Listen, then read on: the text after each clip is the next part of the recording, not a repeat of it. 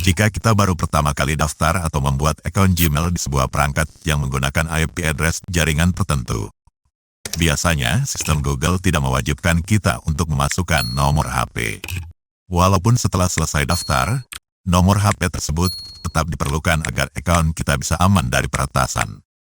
Tapi yang jelas saat daftar sistem tidak memintanya. Tapi ketika kita sudah berkali-kali membuat akun Gmail pada perangkat dan jaringan yang sama, maka baru sistem akan memaksa kita untuk memasukkan nomor HP. Tanpa nomor HP, kita takkan bisa berhasil membuat akun Gmail. Tujuan Google melakukan itu untuk memastikan bahwa yang membuat akun tersebut benar-benar manusia alias bukan robot secara otomatis. Tapi jika kita membuat akun Gmail sudah berselang sekian lama, maka permintaan nomor HP itu menjadi tak ada lagi. Begitulah seterusnya. Intinya sepanjang sistem menilai kita membuat akun masih dalam rentang waktu yang wajar, maka takkan muncul permintaan nomor HP.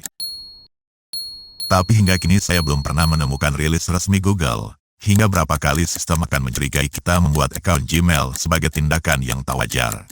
Apakah sekian kali dalam sehari, sekian kali dalam sebulan dan seterusnya, saya belum tahu.